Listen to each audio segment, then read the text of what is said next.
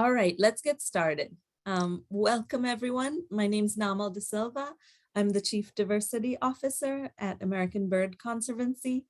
Thank you for joining us for this fifth episode of our Birdability Birders series, co-hosted by ABC and Birdability to support birders with disabilities and other health concerns.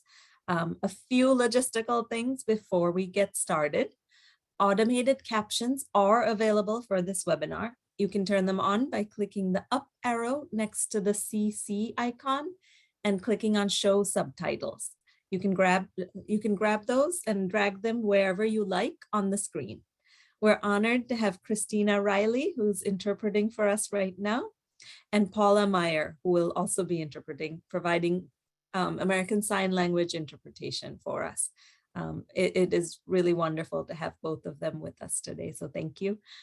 Please submit questions using the Q&A box. You'll be able to upvote any questions that you'd like to have answers.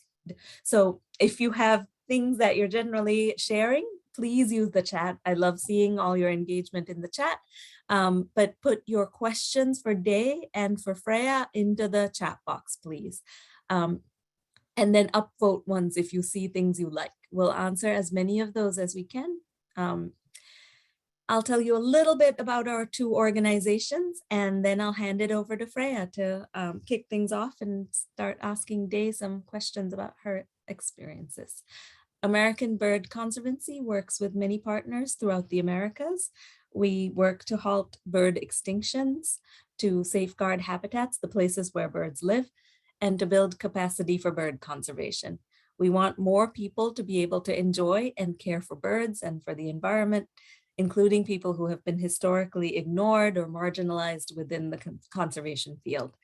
We want birding to be accessible for everyone, and we want everyone to be involved in conservation. Birdability uses education, outreach, and advocacy to make the birding community and the outdoors more welcoming, inclusive, safe, and accessible for everyone. We hope that these webinars will illuminate the perspectives, the needs, the aspirations of birders with a diversity of disabilities and other health concerns, including birders who are neurodivergent. We have, over the past 5 webinars, had such a range of perspectives shared, and that's been really enriching for me personally. Our guest today is Day Scott. Day is a certified California and Wyoming naturalist, wildlife photographer, writer, and environmental educator. Her passion for ornithology has led to amazing opportunities, including her work being featured on Discovery and BBC America, in addition to teaching a bird photography workshop at the Biggest Week in American Birding Festival. Though still navigating through her traumatic brain injury, TBI recovery, and adjusting to a lifestyle with disabilities, she's discovering her voice for storytelling, an affinity for birds, and the bravery to stand out and dare greatly through it all. Day continues to find joy through her connection with nature. Our co-host Freya McGregor is the Birdability coordinator and serves as the interviewer for all 6 of these webinars. Freya is an occupational therapist, and her experience with modifying physical and cultural environments, adapting tasks and equipment to enable participation, and developing public health programs helps to guide Birdability's overall approach and her approach to these interviews. Her background is in blindness and low vision services. So with that, unless there's any questions for me, I'm going to hand it over to Freya, who will introduce Day a little bit more. Welcome, Thanks, everyone. Naamal. Sorry, thank you, Naamal. Hi, everyone. My name is Freya McGregor. My pronouns are she, her, hers. Thank you for being here. Thank you, Naamal, for the introduction, and American Bird Conservancy for hosting this. And before we get into the interview, I've got a couple of things to add.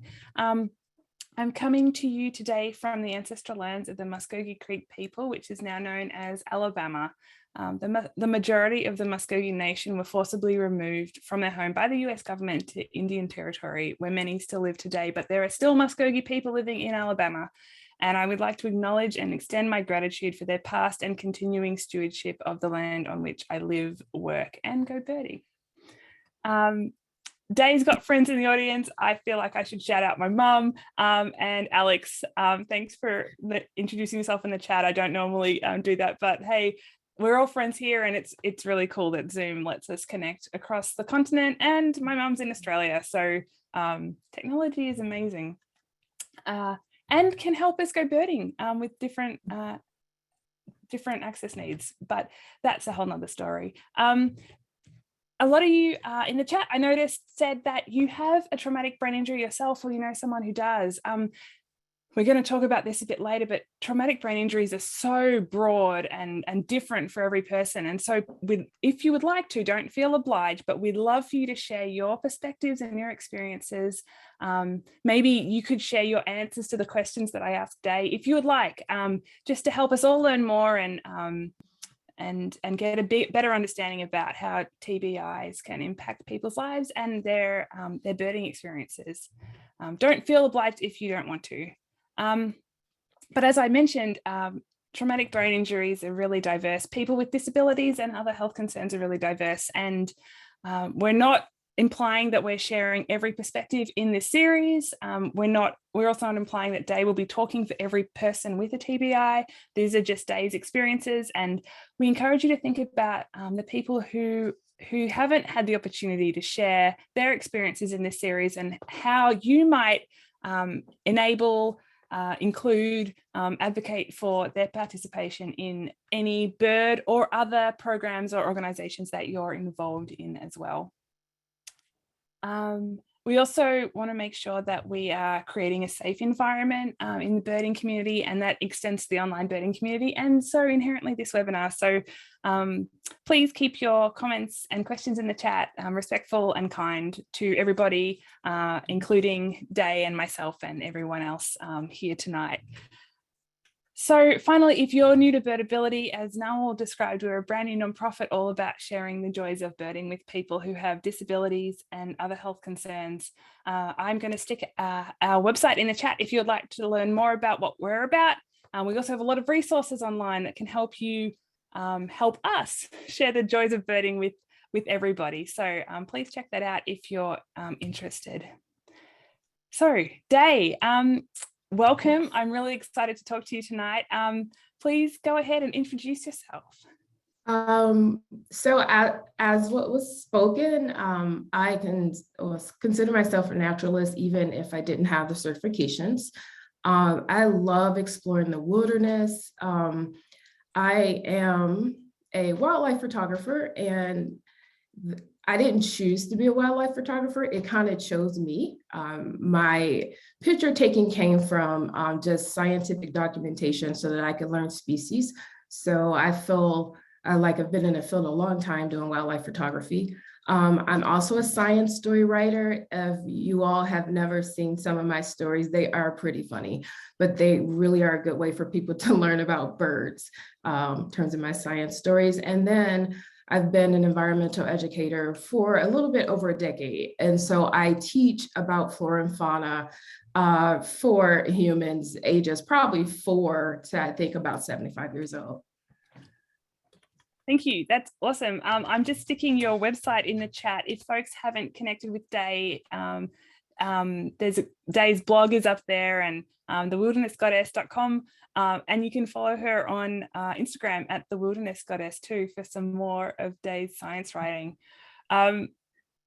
Day, so how did you get into birds and birding? What brought you to this wonderful hobby? So I've been birding for over a decade, but to be honest, birds were at the bottom of my list for at least 7 of those years, because I was just in love with plants first, and then it went to reptiles, and then it went to small mammals, and then so I used to see a bird and I would photograph the bird, and I would probably ID it, but then I would just leave it there. I really had no further interest from that point, because I was doing scientific documentation just for myself so that I can just learn about the general flora and fauna where I was living. It wasn't until 2.5 years ago when I was involved in a auto collision I collided with a herd of pronghorn antelope. And that really began my journey with the personal relationship that I have with birds today. Okay. In line with sustaining the traumatic brain injury. So yeah, what has, in that case, we won't be able to compare and contrast your relationship to birds like before your TBI and after your TBI, because it sounds like it sort of happened about the same time. But what has birds and birding and bird photography brought to you? What are some of your joys of birding? Yeah, well, at the beginning of my injury, I could not speak at my normal rate, nor could I walk at my normal pace. So I used to sit in my kitchen a lot and look out the big picture window. And there were usually a lot of house finches and house sparrows. And I used to cry a lot, like a lot. But I remember looking out the window and watching their behaviors. And I remember having tears down my eyes and laughing at the same time, because if you watch birds, especially backyard birds interacting, it kind of reminds you of like toddlers interacting in terms of maybe they don't want to share their toys. And in this situation, it was food, right, at the feeder. And like to see a bird take its wing and smack another bird, it just really made me laugh. Like, I thought it was so funny because I never really paid attention to bird behavior. Of course, I mean, I know human behavior because I am a human, and and we see how people can act, like the good, bad, and ugly. And I found that birds have this pretty much the same mannerisms as humans. And so I found that absolutely fascinating. And so every day, multiple times a day, I could look out my window and just see all sorts of species come in, like the grackles. And I know a lot of people like literally hate grackles, right? But the grackles are really funny because I call them backyard security, right? So they'll come in, grab some food, and they'll just stick around like they're casing the joint. That's what's in my story. They just like case your backyard. They could possibly try to grab food from another bird, but they're just there to see like what else is going to happen. Is there some kind of food someone appear here, or is someone going to drop some food? And so it was the birds that you see in your backyard. These are the birds that just brought me so much joy. Yeah, that's awesome, and so wonderful that you could find them when you were working through such a really tough time early on in your recovery. So there's historically been an image of birding happening while people walk down a trail and check birds off a list. But there are so many other ways of enjoying wild birds. You just mentioned backyard birding and the interactions that if you just were interested in keeping a list, you would totally miss all that fun and drama. So backyard birding is one of the ways. It's a lot of drama. It is a lot of drama with birds. Yeah. So there are like a lot of different types of birders, right? And I'm not talking about just from physical or able-bodied abilities, but just people's purpose for birding, right? I love to spend time with birds. And so I'm never going to go see a bird to check off a list. I didn't even know what eBird was until like 2 years ago, because I used to write all my birds down in a book. So then I did join the eBird community, but I actually found that not to be such a positive experience for me around other birders, because it seems like it turns into a competition. And yes, there is the big year and all of those things, but it actually took away from my experience, or I allowed it to take away from my experience until I didn't allow it to take away from my experience. So I love spending time with birds. It could be the same bird every day, right? I always encourage people when I teach, the best way to get to know birds is to spend time with them, is to go to the same place around the same type of day. Same thing when I teach photography. That's how you get to know birds. Like, they're all different, just like we are unique in our personalities. So are house finches and house sparrows and European starlings, which I already know they are invasive. And just they all have different personalities, right? And so, but birding in the group, you have all different type of people that are there. You have your photographers who just want the picture. And then you have your people who just want to see it enough. Maybe it's a rare bird to say, I saw this bird, kind of thing. But I'm always going to be a person who sticks around at a place, probably a long time or a lot longer, especially because I just love to spend time with birds. That's how I'm able to write my bird stories, just from my observations. Yeah, awesome. And I imagine too, as a bird photographer, spending time with birds gets you a few more opportunities to take really gorgeous photos that if you just were rushing around, you'd just miss all of those shots. Right. So like in my bird photography courses, I teach people to get to know your environment. You want to spend time where you're going to be, photographing. If you spend enough time in places, I find that the animals in general come to me. I'm not going to ever chase a bird or chase a rabbit or chase any animal. I want to be there to spend time with them so that they can get used to me and feel comfortable with me to resume whatever they're out there doing, whether it's eating or sleeping, or, I just like to get them involved, know that I'm there, trust me, and then go about their business. So I can basically stalk their behavior and get photo documentation of it. Yeah, that's awesome. So switching a little bit to your access challenge and birding. When Day and I spoke a couple of days ago in advance of this, she asked me to explain a little bit about what a traumatic brain injury is in a general way, in case there's folks who aren't familiar with this diagnosis. So a traumatic brain injury is defined as an alteration in brain function caused by an external force. But that doesn't really give us enough information at all. So an external force could be something like someone getting hit in the head by a punch, a fall, they maybe hit the ground really hard. Car accidents are really common causes of traumatic brain injuries. People, the front of your head can hit the steering wheel. Sometimes also then like whacking back into the back of the headrest, people can get injured both in the front and the back of their brain. And the thing about the alteration in brain function, we've got to jump into that too. Your brain does so much. Your brain is amazing. And only a part of that is what we sort of talk about as intelligence. That's only a part. So just because someone has a TBI doesn't mean they're not smart or something like that. That's really important to know.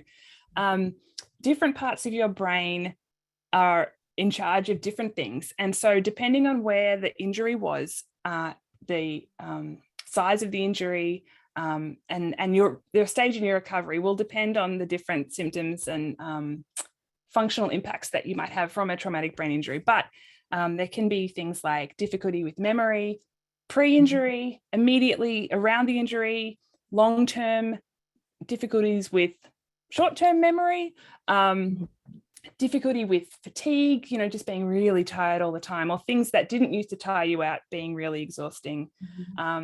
Maybe sensory sensitivities, like lights being just way too bright and noises being way too much. There can be difficulty with pain because, your brain is connected to your spinal cord and your whole body system of nerves. Dizziness, your brain and your ears work with your body's balance, and vertigo. People being dizzy all the time, though, not because they just got off a spinny ride at Disney World, but just always being dizzy. That's really tough to figure out. There's a lot of different things.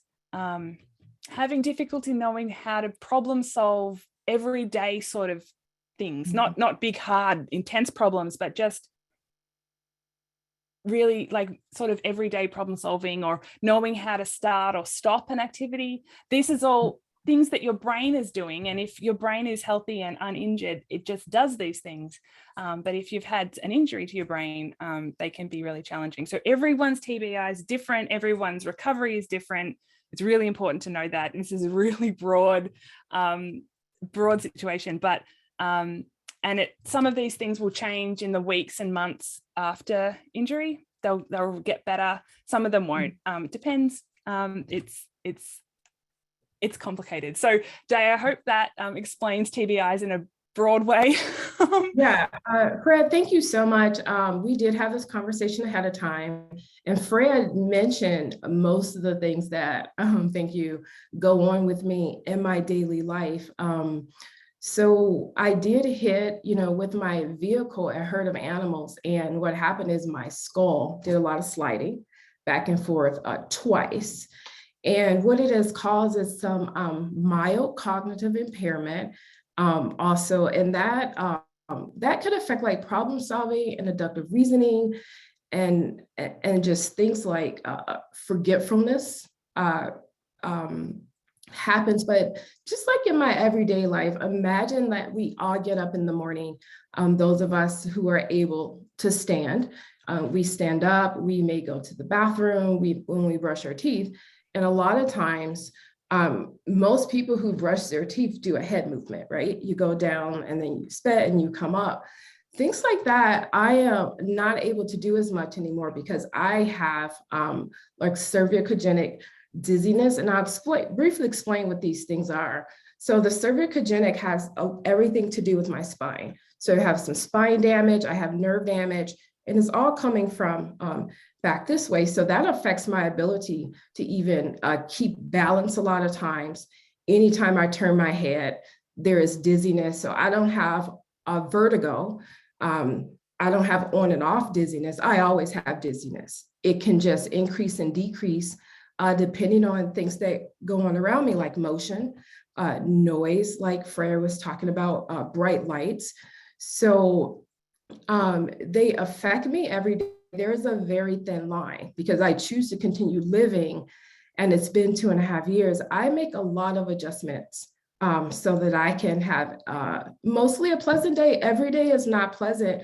I will admit most days are not pleasant for me, but that's why I just continue to find the joy, because living with chronic pain is just a nightmare, chronic pain, because medically, there is no solution to this, right? Medication does relief, give you some relief, but you also have to deal with side effects.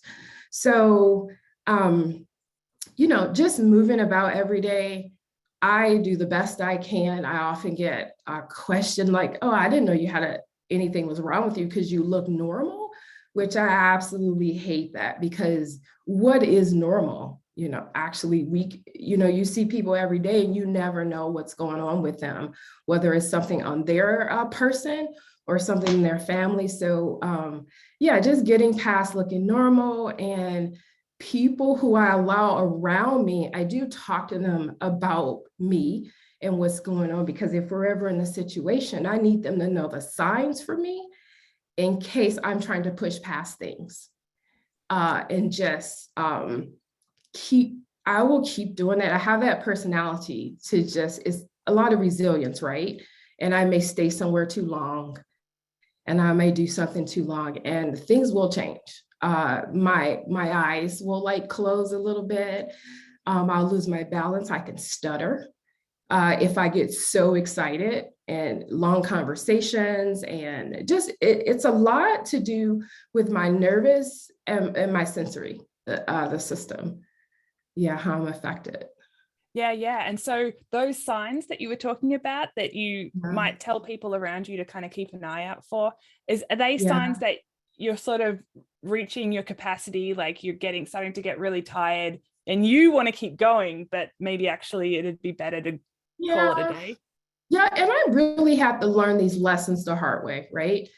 I think I do a pretty good job 2.5 years later, like planning, right? Because every single thing I do affects the next activity I need to do. And when I say activity, I mean our mundane things like washing clothes and cooking and bathing myself and cleaning my house. If I decide to engage in an activity, just say, for instance, today, I'm participating in this webinar. I am done for the day after we finish this. Now it's possible that I'll go rest for about 2 hours, and rest for me means to shut down the lights, the noise, and to physically hard stop, which I do have a problem doing, right? But the thing is, I have obligations tomorrow, right? And if I want to meet my obligations, I have to learn how to do the hard stops when I need to, because this very well, like if I leave here and go to the grocery store and then come home to cook, it could very well affect my entire Wednesday and possibly Thursday. Mm-hmm. Yeah. So learning your level, like your capacity, and planning. Yeah. I think you said to me, everything comes at a cost. Like it's not all just it does. go. Like you have to get that balance right, which is really so hard. Like today I can plan, right? It's pretty easy for me to plan, but it doesn't go this smoothly, probably over 50% of the time, because life is not smooth, right? There are some days that is just more demanding on us in terms of, this is what my appointment is for. I might have 2 therapies scheduled, which I try not to do, but sometimes I have to do the 2 therapies because maybe I couldn't do a therapy another day. And maybe I have to call about just taking care of some personal business, right? Maybe I have to make a doctor's appointment. Things like this take away my energy. Like everything I do takes away my energy, but like, it's just, if I keep letting it build up, and I mean, like I said, I learned the hard way, like sometimes, and then sometimes you're not able to cancel things, if you know what I mean, because someone could just say, oh, like, why don't you just cancel everything for that day? But that's not really how life works, because what if I had an appointment scheduled 3 months in advance and it takes 3 to 6 months to get the appointment? I'm certainly not going to cancel my appointment. It does not matter how I feel for things like this. I need to meet those. I need to go to that appointment. So yeah, it's not as smooth as I make it. It's walking a very thin line every time my feet hit the floor in the morning. Mm-hmm. I remember seeing someone who was talking about having big challenges with that balance and fatigue. About they said, just because my diary is not full does not mean I'm available.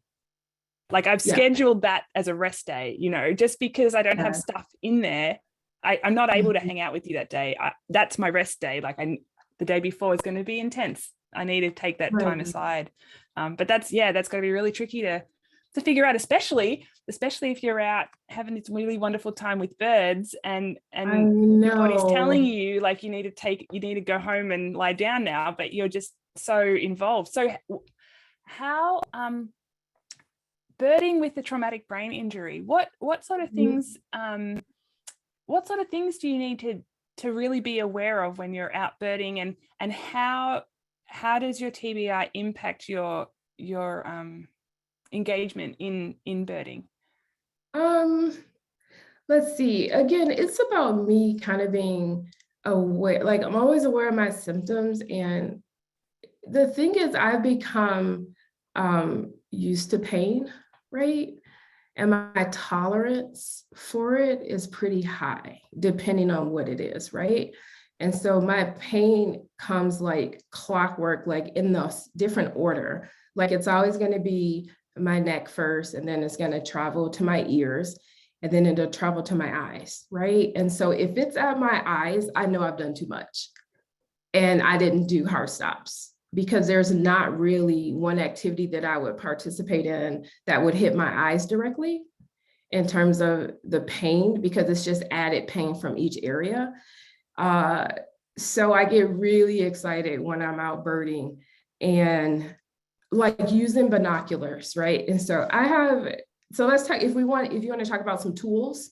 Yes. And so for me to go birding now, and so these glasses are prism glasses. You guys can Google prism glasses. So I have my prism glasses, and I also have these glasses, which, I am really not trying to be fashionable and hip, but the pink tint actually relaxes my nervous system. And so these are for indoor and outdoor that I see a neuro-optometrist. And so I have these. I also have blue tinted glasses, which does block some light. The thing about these is it's hard to have on glasses in general, but prism glasses and then tinted glasses, and then like to use binoculars. it really gets in the way. It's irritating to me, right, to have to go through all of this to see birds. But you know what? Sometimes I don't use my binoculars. I just won't use them. I will take that birding experience and say, okay, I see how this is going to go. I'm really excited. Is there a bench in the area? So now I will sit down at a bench and watch birds. And I've never did anything like this before because I like to move around to see the area. But now I will actually sit down on the bench and I will see what I can see with my regular eyes without the use of binoculars. And then I'll put my binoculars up. But I sometimes don't use the binoculars. Also, I'm a wildlife photographer, so I have a really big camera. And it's a lot for anyone to be strapped with binoculars and then a pack and then the camera. And I find myself using my camera more than my binoculars because I automatically want to take photos when I'm out. And so with my telephoto lens, I will use that to look at birds instead of the binoculars because I'm also trying to grab a shot of them. I also wear my robin egg blue headphones. And I know like in my hometown, people have seen me with these everywhere. Like I wear them to the grocery store, the gas, like I wear them even in my home. So these are noise canceling devices. And for me, these were the ones that I found work with me the best. I can control what's coming in my ears. So like when you're out birding, one way to bird is to listen for birds, right? And I wouldn't say it's a problem, but I cannot hear birds all the way when I have my noise canceling devices on. I don't have anything coming through these like music or anything, but I will slip one off my ear a little bit so that I can hear birds. So like you'll see me with these on and then the binoculars. And then some days I won't take a camera or binoculars out. I'll just already decide my symptoms are really high, but I just want to get out the house or I want to see the birds. And I won't take any tools in terms of for watching birds. I'll just take my tools in terms of the glasses and the tinted glasses and the headphones. I also have this huge, this is a lot, this neck brace. And I really try not to wear it out the house because it's just, I don't like the attention coming towards me. I mean, it's not negative in any way, right? But I'm able to pump air into the back of it, and then it lifts my neck and provides this comfort, and it relieves a lot of pain that I have. So sometimes I will take the neck brace and the headphones, and it's just a lot, right, to have to do. However, I really enjoy birding and I really enjoy bird photography. So I've learned to use the tools recommended to me by healthcare professionals like you, occupational therapists and speech therapists and physical therapists and neurooptometrists. And I have a whole team of healthcare professionals that over the last 2.5 years have provided me with the tools I need to live the life I want to live, if you know what I mean, to continue to embrace my passions. Yeah. And so I've got a couple of things to expand on really quickly there. If folks want to learn a little bit more about noise cancelling headphones and how they can help people go birding, this was not written by Day, but I just put a link in the chat to a blog post by one of our volunteers who's autistic and has a sensory sensitivity to sound, and noise cancelling headphones allow her to go birding when otherwise it would just be too much a lot of times with birds making all their noises. So that's just something if folks are interested to read more about that. Day, your neck brace. Yes. I wanted to ask you about that because when we were talking earlier, you told me that if you have binoculars and there's a little bird jumping around, a little warbler or something jumping around up high, and you, because of your dizziness, if you suddenly go up to look at the bird with your binoculars, it can throw you off. I wonder if that neck brace can sort of rein you in a little bit on that sometimes, especially on a high pain day, like it sort of stops you doing that movement. now that I'm thinking about it, it would help a lot. It probably wouldn't help with me falling. Um, it'll just help me with the motion, which could prevent me from falling. And so like we were talking about like how this impacts me every day. You don't think about brushing your teeth, you just brush your teeth, right? When we're in the shower washing our hair, you don't think about, oh, let me think about how fast I'm moving my head back to wash my hair and then flipping the hair up. Like these are things that I'm still teaching myself to remember that if I do this, this will happen, right? So getting dressed in the morning is a huge activity. And if I go fast, like I like to, I mean, when I say like I like to, like I'm used to, it will throw off my whole morning, because now I have driven up all of my symptoms because of me moving my neck so fast in a short amount of time. And then the pain just like spreads out, and I can't, it's not going to necessarily just stop because I rest for 15 minutes or stop because I take some medication.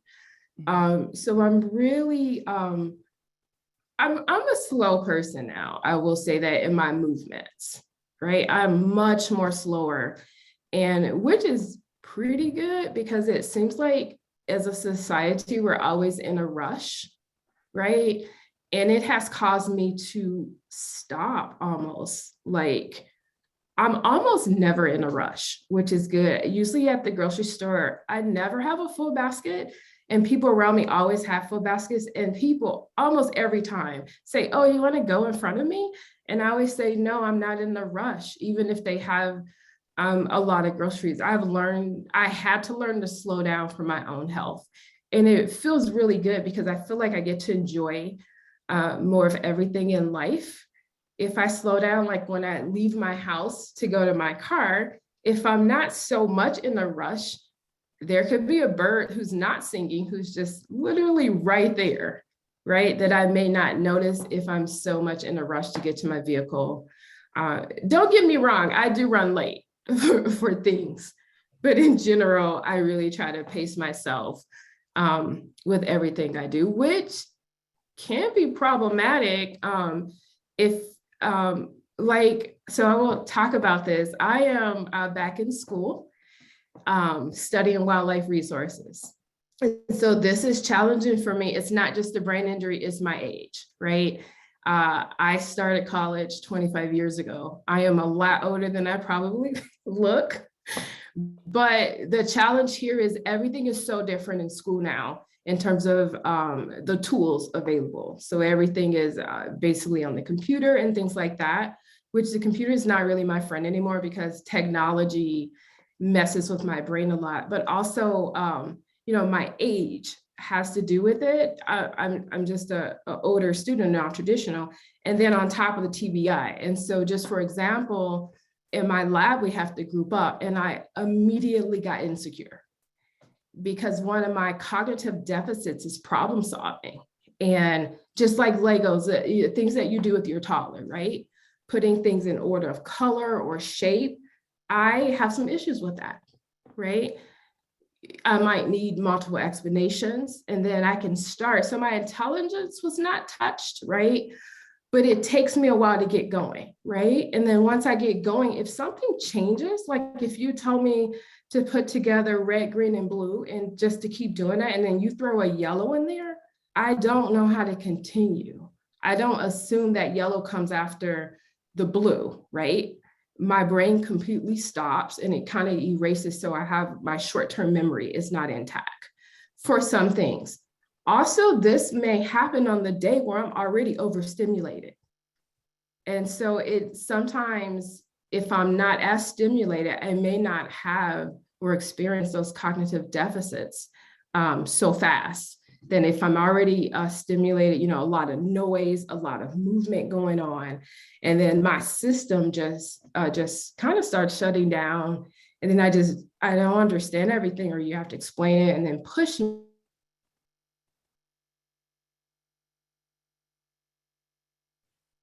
Because your intelligence, but they also recognize that I could completely just stop because all of a sudden I forgot the instructions, though I've been doing this for one whole minute, something looks different or something has changed and I can't go on until someone like pushes me again.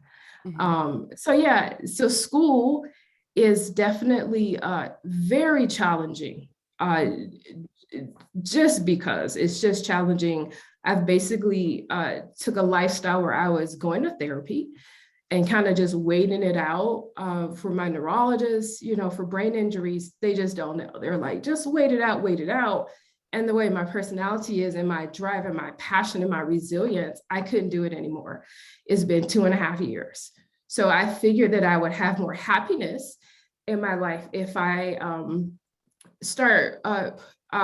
if I place myself in a situation, and it's challenging either way, whether I go to school or not, whether I'm just doing therapy every day or not, that at least I'm going towards something that I have a passion for again, or restarted my journey. And then as someone with disabilities, I have found so many resources. Had no idea schools had a disability center. Like they are there to help literally hold my hand through my degree programs. So it is one of the best decisions I've ever made, but it is so challenging to even read, right? To even retain information. Yeah. Tell us what it is you're studying. I think folks will be interested to hear. So I'm studying wildlife resources, wildlife science. And so going back to school is related to birding and being outdoors. Like it's my entire lifestyle. Right. Yeah. I mean, before school, like if anyone talked to me, all I do is talk about the outdoors and wildlife. And so this is just something that it just feels really good. And because I've been an environmental educator, I've been in the field for a little bit over a decade now. I'm definitely going to study to be a research scientist because I've spent so much time educating others, and I will continue to do that. But the research side, it just sounds more personable to me. And also parts of it do not involve a huge audience in terms of me doing my work. Right. So I also have to think about, I have not given up. You know, my neurologist does not expect for me to turn to get back everything I had. Like it's been 2.5 years. So I think there really is no measurement, but if there was a measurement, I may be 70%. And so that 30% is more than likely lost. However, I can compensate with things with all the tools that I have. And so I'm going back into life with that 30% deficit, but I'm doing it, and I'm so happy that I'm doing it. Yeah, that's really awesome. Congratulations on such an exciting, really challenging but exciting life change. Good luck. I look forward to keeping up with you. And hey, so I'm going to shift a little bit here in the questions. Okay. So everybody holds multiple identities, but some it's impossible for many people in many situations to separate between different identities. Are there any identities you have other than being a birder with a TBI that impact your ability to go birding? And could you share a little about them and how that identity or identities impacts your ability to go birding? So outside of my TBI and before and during my TBI, I honestly, I have experienced racism being out in the wilderness. And the most recent incident was at a public pond in Wyoming. And it was very traumatic.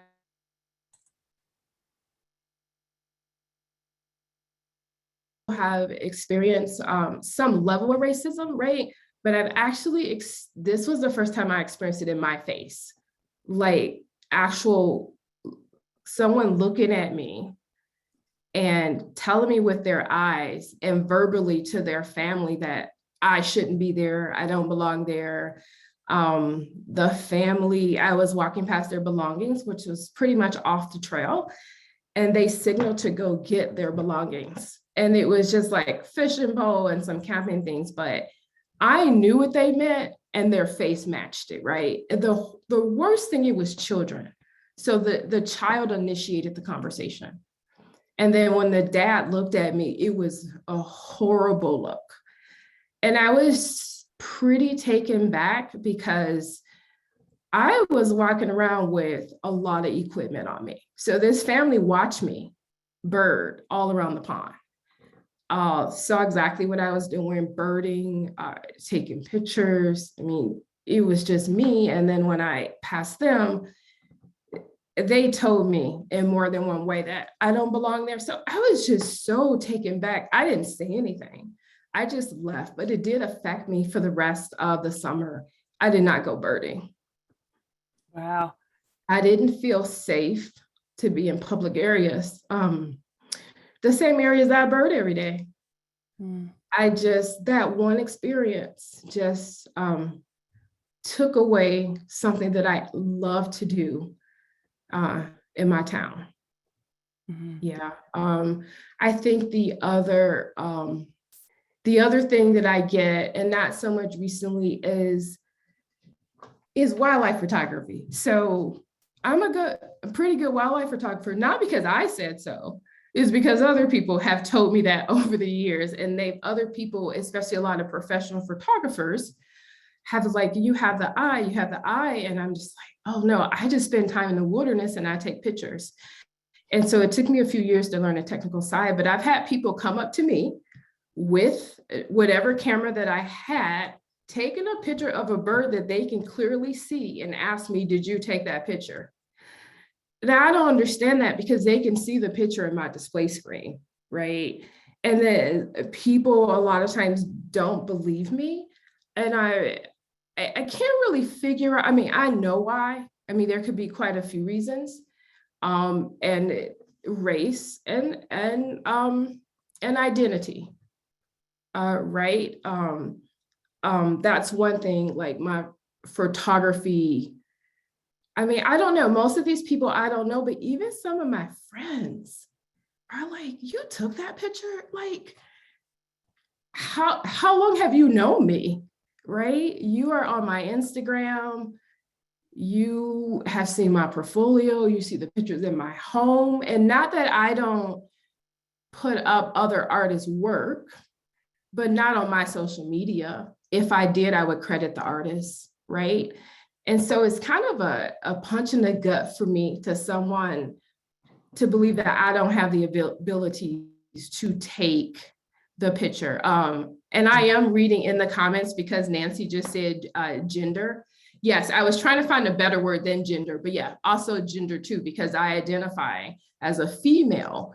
You will have a lot of males, white males, not believing that I took a picture or that I know how to lead a nature tour.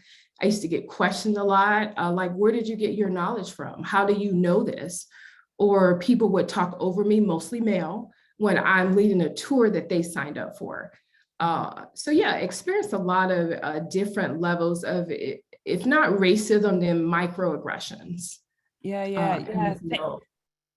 Thank you for sharing that. It's really important. I mean, racism's awful, and Black Birders Week. I mean, what an amazing thing. And as a white birder, I'm so grateful for the opportunity to learn that racism is real. It's in the birding community, and if a white or white passing birders want to be allies, like, we've got to step up. There's so much more in there.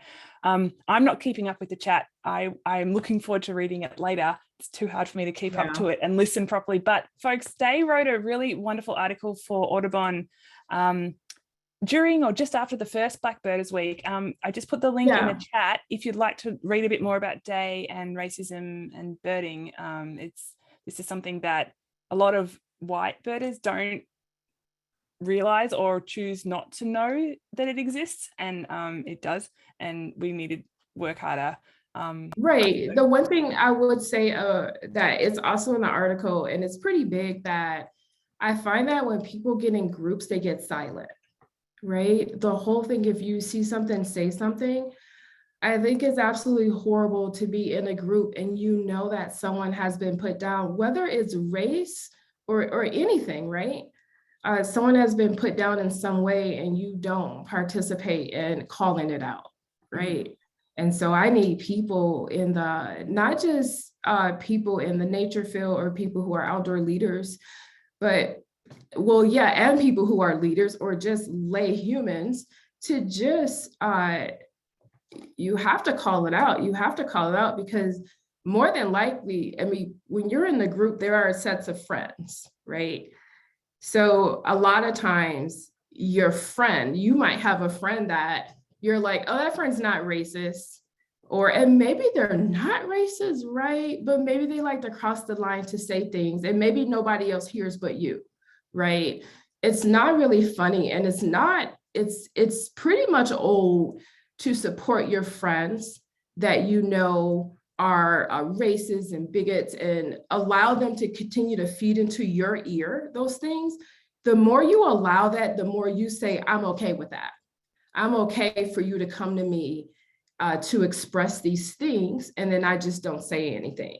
I mean, I know some of my white allies have lost family members, have lost good friends because they spoke up, and good, right? Because that's what we need to start doing. I mean, we should have been doing that a long time ago. Standing up for people and not letting people just say whatever they want. A lot of foul things about people. Or microaggressions that maybe don't sound acutely offensive, but really are really, really awful. Yeah. If folks are interested in getting a bit more upskilled, there's an organization called Holler Back, and they have free online bystander intervention training, which is this thing where someone sees something and steps in some way. You don't have to say it. The Holler Back talk about other ways. You don't have to confront someone. There's other ways to do it such that you create a safer place for the person on the receiving end, and you're doing something. You're not just allowing it to happen. So I encourage you to check out Holler Back. I'll dig out a link for that in a second. Thank you, Jay. Thank you for sharing about. And feeling safe is so important. And we all want to feel safe in whatever space we occupy. So feeling safe, and then I will touch on microaggressions. You know, I am dealing with a lot of activity with microaggressions right now. And I found that for me, most times, you know, a microaggression, someone may not know necessarily what they're saying to you and how it impacts you, right? And so I am going to seek maybe some assistance from certain organizations on how to address microaggressions, because I find myself becoming very upset because some people are actually, I'm developing a friendship with them. And I already know, or I already feel like they are a really great person to be in my circle. And because I don't think they've spent a great amount of time or even no time around Black people or people of color, things come up pretty fast and they're pretty random to me with microaggressions. Just, you said something to me particular about my race, but we weren't having any conversations about race or music, or like, I'll give you an example. It's happened to me several times. I have asked someone, what type of music do you like? And their answer was, oh, well, I don't like rap music. I'm sorry. And I'm just blown away by that response. I think for two people, I have definitely said something. The third person, it just happened. I haven't said anything yet. And from my experience, these people have been, and they are my friends, or getting to be my friends. They are 60 and up, right? And I think part of it is generational, right? It is generational. And then it's pretty stereotypical. We're not going to really get into music and rap and all that stuff, right? But of course, rap is cultural, but it's really generational now. It's hugely generational. And people mistake me for being way younger than I am. So part of it is that. But on the other hand, okay, you don't like rap music. Okay, I never brought up rap music. I never said anything about it. I just asked what type of music you like, because I love classical. Like, that's my number one. I like all sorts of genres of music, but it amazes me how people will bring up something in your culture that was not even being discussed in any type of way, to just put it out there. And of course, now it has a negative connotation because that's how I took it, because you said it in a very demeaning way.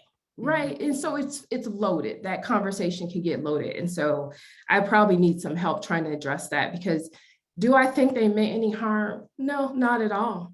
But just people expressing things like that, just out in the open without, I didn't ask you if you like rap. We weren't talking about anything about a genre. Right.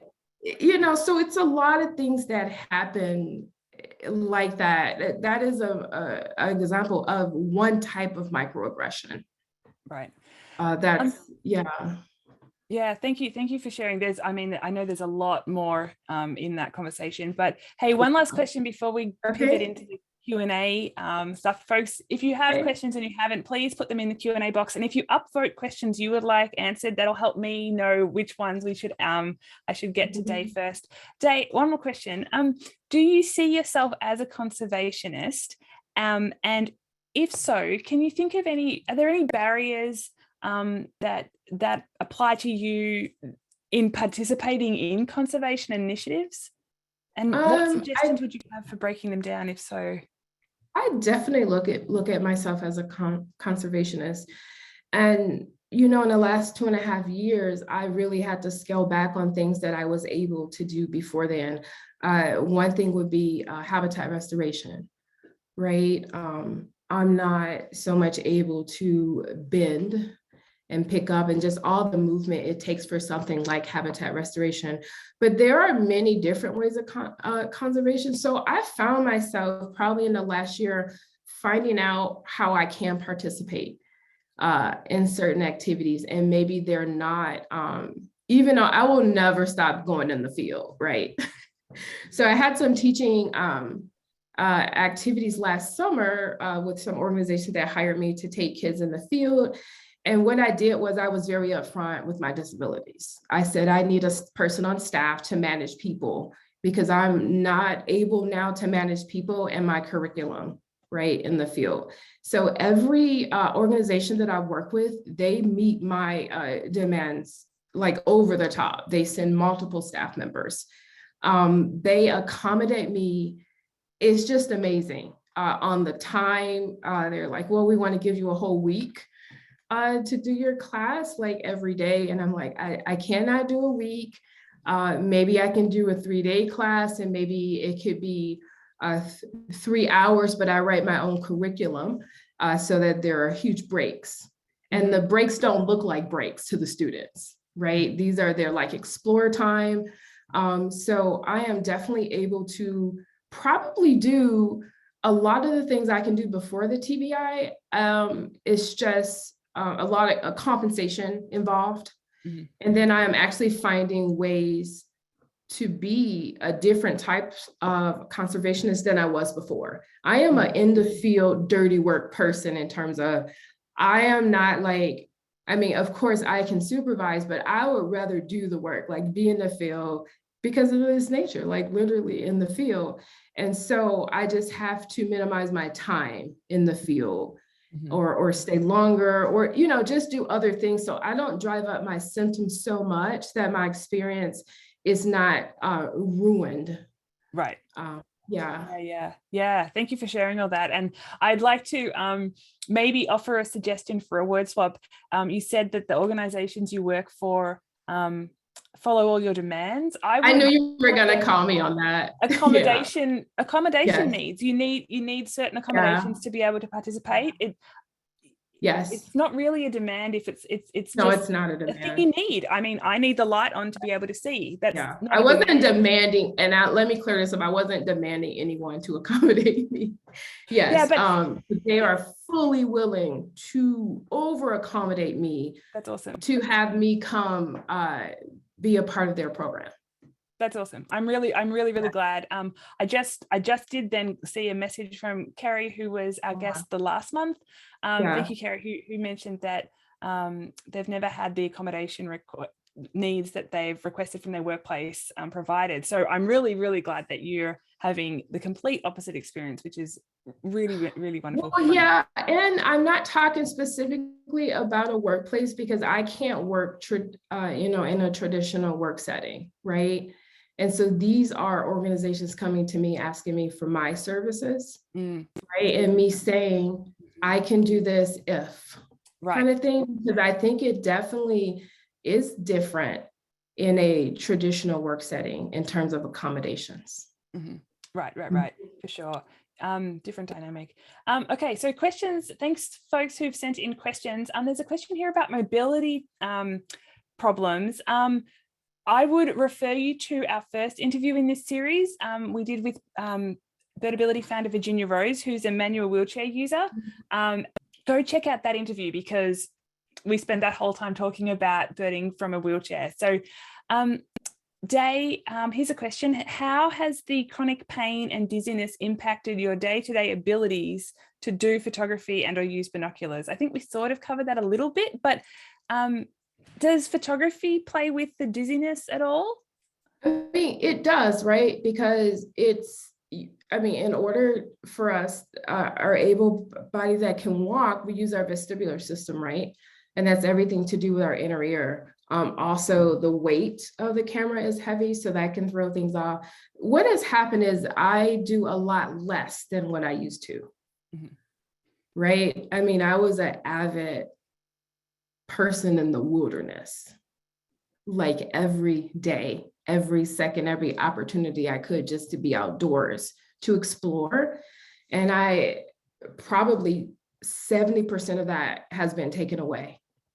So it's always like really important what I choose and when I choose to go explore, because it's a really big deal for me to be able to participate in an outdoor activity, whether I'm leading an activity or whether I just want to go outside for a walk. Yeah. Sure.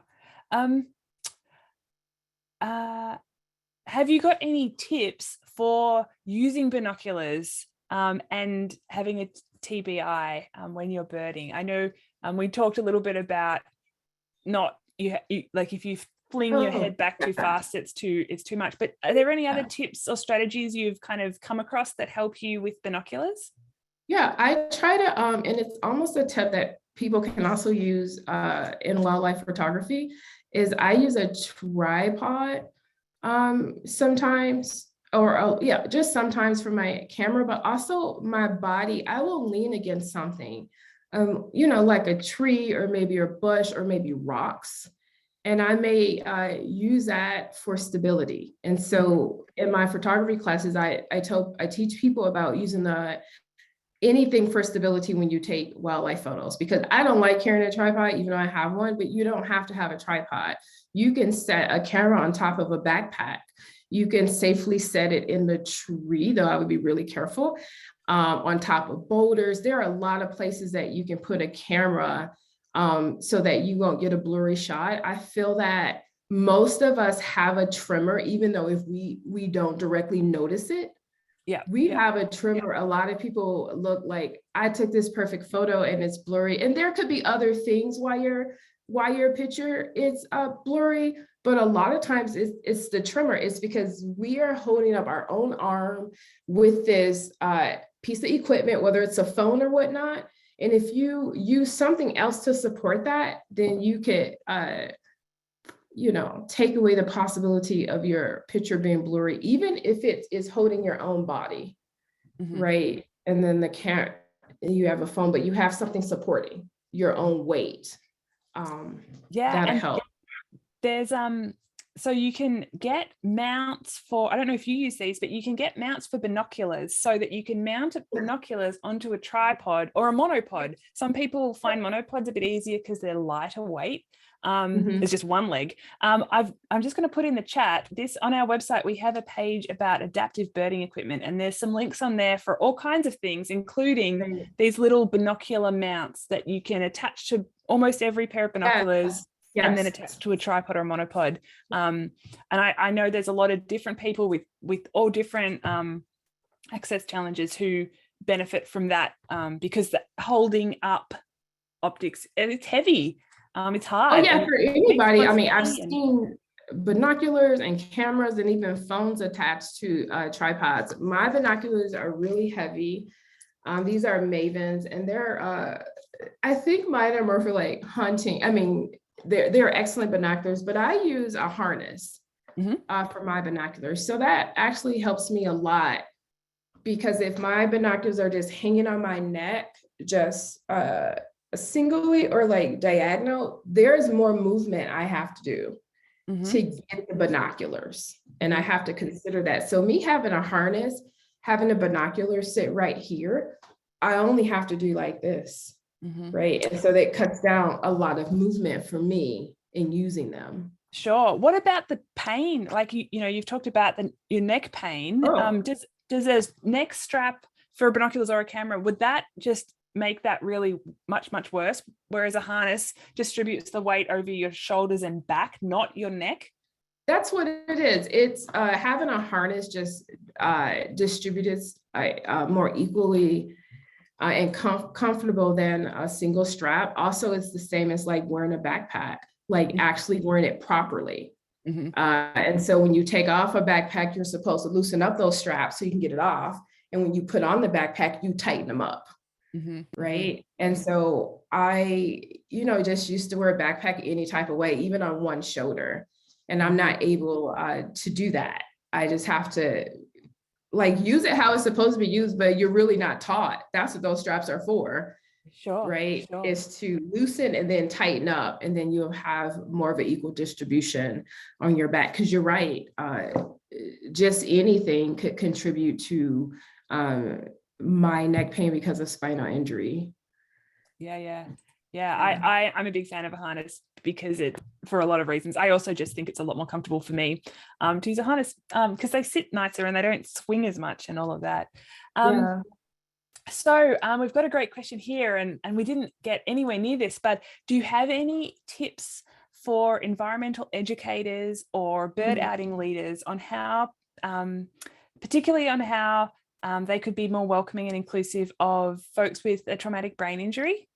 Yeah, I think it's going to just take some education on their part. It's going to take some education, because you will not know every issue or element or everything going on with people in your group. There's no way to know, right? But there are some, I think it's some education that can be had in terms of just leadership in general, right? If you just start at the word leadership, you should be able to encompass your audience, right? To know your audience. And I mean, to me, it goes back to leadership, and not just being a leader or put in a position of leadership, but being a ultimate leader. And I think that there's education behind that. I mean, also anyone who's just involved in society and humans, you can see that people may have a physical disability in some way. Just so an example, right, is if you've ever been to a yoga class. I've never been to a yoga class where the instructor is just like, okay, we're going to do this and this is it. They always say, this is what we're going to do. And if you're not able to do this, you can do that. And if you're not able to do that, you can do that. I think that is so amazing. And I have to think that it's embedded in their teaching to do things like that, to accommodate people. So I do think that outdoor leaders and birding leaders could increase the value of their experiences with other people, or other people can have a more valuable experience if they educate themselves on, not only educate, but be aware that I may have a birder in my group that maybe they don't have a disability. Maybe they just can't see that well because they're over 40, like me. You know what I mean? Like maybe like you just can't see that good just because of age, or maybe you can't walk that fast. Or maybe, I mean, there's so many things that go on with our bodies anyway, even if you don't have a disability or if you've never been in an accident, we're aging and things change. I know my vision has changed. I know I was walking this morning and I almost slipped. I really didn't slip, Then I went to go sit in the classroom for 2 hours. I got up and could hardly walk, right? These are things that happen to your body at a certain age. And so I must have maybe rolled my ankle a little bit, right? But my whole body seemed to be impacted from that almost fall kind of things. And so just be aware that everyone can't, you know, you may be birding too fast and everyone can't keep up. But anyway, humans, I mean, someone may think you're birding too slow. So, I mean, you can't really please humans, but you know what I mean. You do Yes. need to be aware that people cannot necessarily keep up with the program that you have planned for people. And you need to just know your audience and kind of fill the room and just make the adjustments you need to so that most people can walk away with a pleasurable experience. Yeah, one thing that you mentioned earlier about binoculars, and sometimes it's just not a good day for you with binoculars. I mean, right, we don't need binoculars to enjoy birds, they're just a tool. So like bird outing leaders or educators, maybe not overemphasizing binoculars such that someone who can't manage binoculars or can't manage binoculars today doesn't feel like they can't participate just because they've got fatigue or dizziness, or their arms are really weak for some reason, and like now you've excluded them because you're just focusing so much on the binoculars. Like you talk about binoculars, but you can also encourage people to be birding by ear because maybe that's more accessible for them that day. Right. I think that's important. Also, I think that there is some responsibility on the person. So there is some responsibility on me to talk to a leader if I know that I'm going to have some type of difficulties or there's some deficits, anything I feel comfortable with sharing, so that I can let them know what's going on. I think that's important as well, especially since it may not be obvious. Someone's difficulties, limitations, or disabilities may not be obvious when you look at them. Sure. Certainly up to an individual to disclose if they want to or not in any given scenario. But my turn to share another link. This is one that I wrote for Audubon about how you can be a more welcoming and inclusive birder. So there's a lot, I mean, I could talk about this all day. There's a lot more ideas in there that aren't specific to someone with a TBI. A lot of it's just really general. Some of it's about disability. So check that out if you'd like some more ideas on that. I do have another thing about another accommodation that I do for myself when I go birding. It's also when I say you can support your body with a tree or rocks or even a bench, I sometimes will sit against rocks or sit against trees and use my binoculars in that way. So my body is on the ground and center, and I don't have to worry about falling. You know, if I lose my balance, which I will, and I do all the time, because we take our binoculars. Okay, I was taught that to use binoculars. So if you're looking at a bird, you find the bird with your eyes first, right? And then you raise your binoculars up, right? But a lot of us don't do that. I sometimes don't do it, and I'm doing like this, right?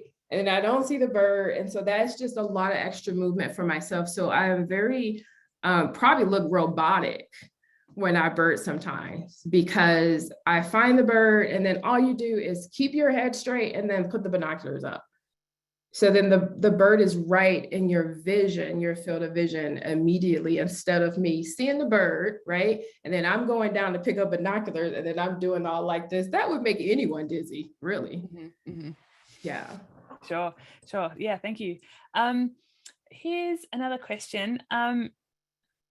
Do you have any difficulty with facial recognition? Another group perhaps that this person knows, another group has a member who does have difficulty with facial recognition and is looking for ways to be sure that she recognizes the guide or the leader. I don't have an issue with facial recognition. I do have an issue with names. And this is something that I didn't have an issue with before at all. So almost, and this is to do with some of the cognitive deficits, you can tell me something and then you tell me something else, like almost immediately, and I have totally wiped out what you just told me. And I know people, I get this all the time. Oh, that happens to me too, and all this stuff. Of course it happens to us, right? But it happens to me all the time. It's a part of your reserve memory that it's supposed to be that you can hold, why people tell you other things. And so I feel so bad because I could be a part of a group. In fact, this has happened to me before, and you tell me your name in like literally 3 seconds because someone else has told me their name. I look at you and it's not there anymore. Like I can feel myself going up to like, I know she told me this, but I have no memory of it. And it feels bad to me, like no one else knows what's going on, but I'm trying to be more confident in just asking, what did you say your name was? Kind of thing. So not facial recognition, it's definitely verbal for me, the memory. That's a really good reminder of name tags and how valuable name tags can be. Yes. Even just the outing leader, we want it large print, we want good contrast between the text and the background, big first name, maybe share their pronouns if they wanted to. Right. But there's so many people who can benefit from a name tag, especially if you have real trouble keeping that in your memory. I know I forget people's names all the time, not because of a TBI, but right. But it's also like I feel much more friendly with someone when I know their name. And in a big group, like a birding outing, sometimes it's a bit weird to like get friendly with someone when you actually haven't exchanged names yet. And so I know some bird clubs and stuff, every member has a name tag. Yeah. I think it's just a good practice. It's a good practice for a lot of people. Yeah. And sort of an accommodation need for you too, and something that especially leaders and educators and stuff can definitely do, I think. Do you have a friend do you have a friend who can go with you to feel safer birding in your town? It's so wrong that this is about racism, about those children. Well, I will say that so when incidents like this happen or have happened, even incidents that are not personal to me, but incidents that have happened in our society that make national news, a lot of allies will call me to say, how are you doing? And if you want me to go birding with you, or not just birding, would you like me to escort you to the grocery store? Like, yeah, people will call me when things happen and say, is there something that I can do or accompany you somewhere? Because it does not feel comfortable sometimes when those national events happen or the events that get national attention. And basically, there is less than a handful of Black people where I live. I call myself the resident Black woman in Lander. But, because I live there, all year. But yeah, people will call because I do get uncomfortable because there's a lot of fear, right? And do you appreciate that offer to have someone go birding? I really appreciate that. I mean, the people that tell me stuff like that, they're really funny about it. They're like, I'll be your bodyguard, I'll be your protection. If anyone even looks at you, I'll say something to them. And I don't really need that, but I do appreciate them offering, especially going birding, because I just love to be outdoors or just going for a walk. Mm-hmm. Do you and speaking of having a buddy or a couple of friends, do you prefer to go birding by yourself, or do you like going birding with a buddy or a small group? So even before my TBI, I tend to do things alone. So like coming from California, people think that because it's California and it's just good weather all year, that people really like to do a lot of stuff nature-based. They don't. They do and they don't. They'd like to do like sport activities or things like that, like the beach or things like that. But I still haven't found a lot of people in California who want to get up at 5 or 4 to drive up to the mountains to look at birds or plants or anything. And so because of that, I am definitely used to being by myself and I enjoy it. Sometimes when I don't enjoy it is when I see something very special. Or maybe like when I come across my spark bird is a northern solid owl. And I wish there was somebody with me so they could be there and see that this owl was mocking my every movement. And it's the owl, like the owl right there. Mm-hmm. And like the playful things, the interaction I had with the owl, and I was like, man, I wish I had somebody here to share this experience with. So that's where it comes into play. You know, before my injury, I felt like even though I didn't have any limitations or I didn't need accommodations, I find that again, people have different purposes for being outside, right? So if you're going birding, you know, maybe you want to go faster or slower to see the birds, right? If you're going on a botany walk, maybe you want to look at the flowers more than somebody else. So to avoid, you know, all of that, we have to stay together as a group, especially when you go out with maybe a group like Audubon, right? Who you have to sign a waiver and you're all supposed to stay together and they have someone in the front and then there's a sweep. But I also feel like as an adult, if I want to just stay and look at this flower for 10 minutes, that's what I'm going to do. So to just avoid all of that confliction and confusion, I just do most things myself. If someone asks me if they can accompany me or they just want to hang out, I always welcome that. But yeah, I am pretty much a loner in the wilderness. I am the wilderness goddess.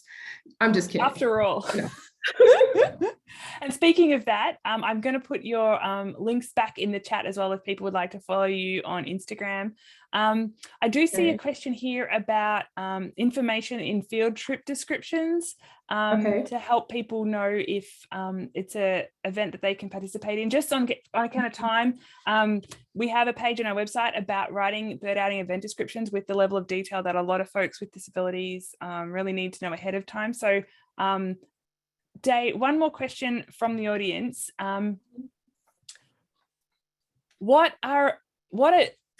Just on account of time, we'll do two. What are two of the most helpful or supportive things that you would recommend people do if they want to be allies, either allies of BIPOC birders or allies of disabled birders? I mean, you mentioned reaching out after a big, intense event and offering accompanying you to places and out birding, but are there two other tips you'd have for would-be allies? Well, I think people should just be compassionate and kind. Like, we can start there, right? And if you do know that someone, because a lot of times people have no idea. I don't just announce that I'm recovering from a TBI or some difficulties I may have. I usually I won't say anything to people unless it's necessary. So sometimes we don't know what people need. And that's why I did say there is some responsibility with the person, right? Because if someone doesn't know my needs, I can't hold anybody accountable for accommodating me. Mm-hmm. I've never met a person who I talked to about what was going on and they said, absolutely not, I can't accommodate you, even as a friend. Like, no, I'm not doing that. I'm not going to turn around on this hike we're going on because you're dizzy. Like, no one has ever said anything like that. But I do want to, if someone invites me on a hike, I can really go on easy hikes now. And if it's not easy, if it's more moderate, I need to know the elevation gain. And I need to know if I get too dizzy, I need us to stop and turn around and head back. And I may need you to hold my arm, things like that. And so I really have only built a trust with a small amount of people in that, because I'm the one, I always feel bad. I always feel like I might inconvenience someone. Mm-hmm. And so I, a lot of times just say, no, thank you, or no, because I don't want to inconvenience anyone. Mm-hmm. Sure. So would-be allies maybe opening up that conversation of let me know, maybe saying hey, let me know if you have an access need, if it would be helpful for me to know that, before this outing or something. And if they know, I think it's nice for people to touch base with you to ask if you're okay. Right? Yeah. If you know anything about anyone that they might have a disability or a limitation. I know some people don't. Also do know some people don't like that at all. They don't want any attention. They don't want, but I think for me, I'm new to this, right? There's no handbook on how to be disabled or anything. And so this is a learning process for me as well, is to learn how to reach out to people and ask for help and not force myself to do something that I know could be detrimental to my health, because I am a strong Black woman and I have all this resilience. I really had to knock all that pride down. Mm-hmm. to continue going. Sure, yeah. Thank you, Day. This has been really, really wonderful. I'm just sticking in the chat again for folks. That's the link to Day's Instagram account where you'll see a lot of her wonderful photos. And here's the link to her website with some of her science writing on it. So please check that out if you'd like to connect with Day or just follow her. The other thing I'm going to stick in this chat here is because Birdability is a nonprofit and we're only just a year old as a nonprofit, we have a lot more work to do ahead of us. If you would like to support our work, helping share the joy of birding with people who have disabilities and other health concerns, donations really make a difference, and any donation of any size is really, really appreciated. So there's a link in there to our donate page. You can do it by check or electronically.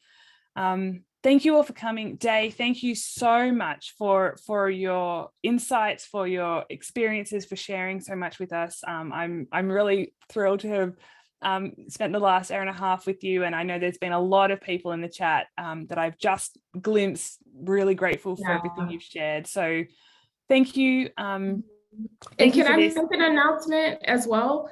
Please. Usually after I have these talks, a lot of people would like to reach out to me and share their story. And I love to make new friends and talk to people about things that I spoke about. On my website, thewildernessgoddess.com, there are all sorts of links to get in contact with me, including just my email, which is thewildernessgoddess@gmail.com. But if you just Google The Wilderness Goddess, I'll probably come up on Instagram and Twitter and Facebook and things like that. I really, really love to talk to people, not just about me, but how can we go forward in this society and make things better for everybody. And then one last plug for myself, I will be teaching at the biggest week in American birding this year in Oak Harbor, Ohio. And it is in person this year. So if you're near Ohio, please come out and to the biggest birding week festival. Thank you. Yes, amazing plug.